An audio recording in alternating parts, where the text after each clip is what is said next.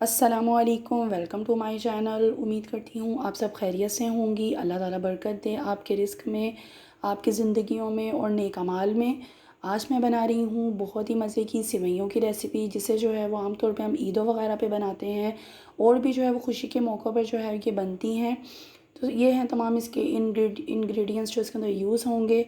ये मैंने ली थी 8 से 10 अदद लौंगे, 8 से 10 अदद मैंने ली थी छोटी इलायचियाँ, जिसके जो है मैंने इस तरीके से जो है वो बीच में से खोल के बीच सेपरेट कर लिए थे।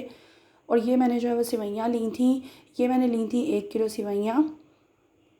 1 प्याली जो है मैंने ली थी इसके अंदर घी की, देसी घी मैंने लिया था इसके अंदर। और 1 किलो चीनी। 1 किलो सिवैयाँ हैं तो 1 ही किलो आपने चीनी लेनी है। ये जो है वो मैंने जो आपको बताया है कि 1 कप घी के अंदर जो है वो आप इसके अंदर सबसे पहले लौंगे और छोटी इलायचियों को करकराएँगी।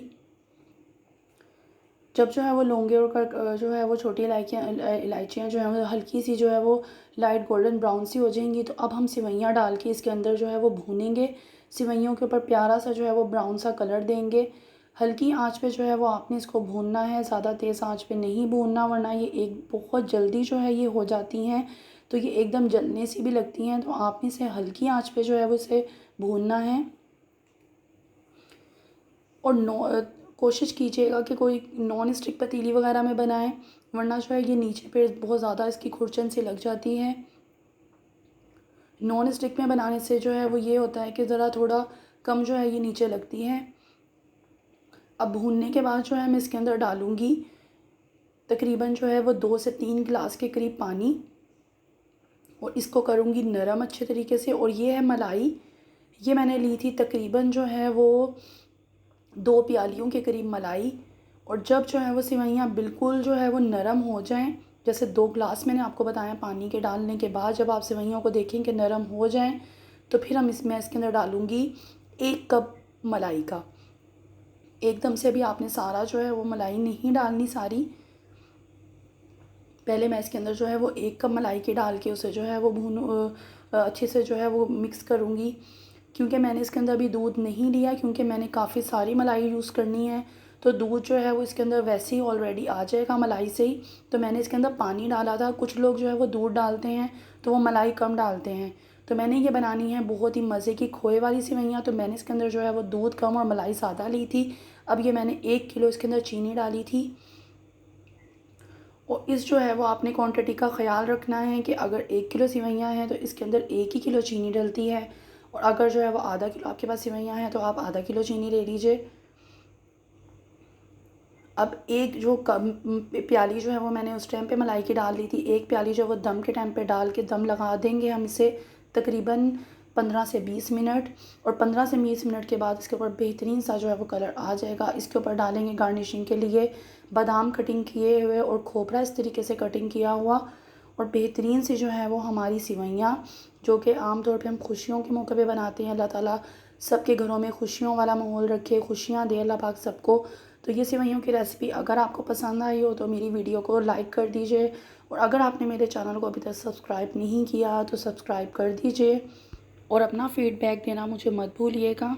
जैसा कि रोज़ मैं आपके साथ एक हदीस शेयर करती हूँ, तो आज जो हदीस मैं आपके साथ शेयर करूँगी वो ये है कि नबी करीम हज़रत मोहम्मद सल्लल्लाहु अलैहि वसल्लम का इरशाद है कि जब जन्नत के बागों पर गुज़रो तो खूब चढ़ो। किसी ने अर्ज़ किया, या रसूल अल्लाह, जन्नत के बाग क्या हैं? तो आपने इरशाद फरमाया कि ज़िक्र के हल्के। इस हदीस का जो मफ़हूम है वो ये है कि नबी करीम ने जन्नत के बागों का जो तज़किरा किया है वो दीन की महफ़िलें हैं, उलमा की महफ़िलें हैं, जो हमें दीन की तरफ बुलाती हैं और दीन की तालीम देती हैं, हमें कुरान जो है वो सिखाती हैं और उस पर अमल करने में की तौफ़ीक देती हैं। तो वो हैं जन्नत के बाग। उन्हीं को जो है वो हम, जैसे हमारे पास जो इल्म आएगा और वो हम औरों तक जो है वो मुंतकिल करेंगे, तो वो ही जो हैं वो जन्नत के बाग हैं, और उन्हें हमें खूब चढ़ने का नबी पाक ने इस हदीस में जो है वो हुक्म दिया है। तो अपने तक जो है वो महदूद नहीं रखना हमने इल्म को, या किसी भी चीज़ को। जो भी हमारे पास जो है वो कोई इल्म है, कोई अच्छी बात है, कोई हदीस है, उसे जो है वो कुछ छोटा सा भी अमल क्यों क्यों ना हो, आप उसे जो है वो दूसरे तक पहुँचाएँ, अपने बहन भाइयों को बताएँ कि मैंने जो है ये हदीस सुनी है, आप भी इस पे अमल करिए। हमारी तो जो है मुसलमान की तमाम दिन की जो ज़िंदगी है वही इबादत है। तो अल्लाह पाक जो है हम सब को जो है वो दीन पर चलने की तौफीक दे और हमारी आने वाली नस्लों को भी हिदायत वाला बनाए, दीन पर चलने वाला बनाए। क्योंकि जो है वो कहा जाता है कि आदमी जब दीनदार बनता है तो वो दीन जो है वो सिर्फ़ उसकी दहलीज़ तक ही रहता है, और जो घर के अंदर जो दीन आता है वो औरत की जो है वो नेक बनने से आता है। औरत की जो है वो दीन सीखने से आता है। क्योंकि वो जो जब दीन सीखेगी तो वो फिर अपने हद तक महदूद नहीं रखेगी, वो आपकी नस्ल तक भी वो दीन पहुँचाएगी, अपने बच्चों को, आगे से बच्चे अपने बच्चों को। तो वो फिर नस्ल दर नस्ल जो है वो दीन जो है वो फैलता है और पूरी नस्ल जो है वो दीनदार बनती है। तो जो है अपने घर की औरतों को ख़ुसूसी तौर पे, जैसे हमारी मस्तूरात हैं, हमारी बहनें हैं, माएँ हैं, उन सब को जो है वो कोशिश करनी चाहिए कि जो भी अपने करीब जो है वो मदरसा है, आप उससे जो है वो जॉइन करें। आप जो है वो कुरान पाक को सीखें, तफ़सील के साथ कुरान पाक को सीखें, ताकि हमें पता लगे कि अल्लाह सुब्हानहू व तआला ने हमसे, आखिर ये जो कलामुल्लाह कहा जाता है तो अल्लाह ने हमसे क्या कलाम किया है। क्योंकि हमें अरबी नहीं आती, हम तो उर्दू हम बोलने वाले लोग हैं। तो जब तक हम किसी जो है वो आलिमों की महफ़िलों में या ऐसी जो है वो आलिमाओं की महफ़िलों में नहीं जाएँगे जो हमें कुरान पाक को सिखाएगा, तो हमें दीन कैसे आएगा।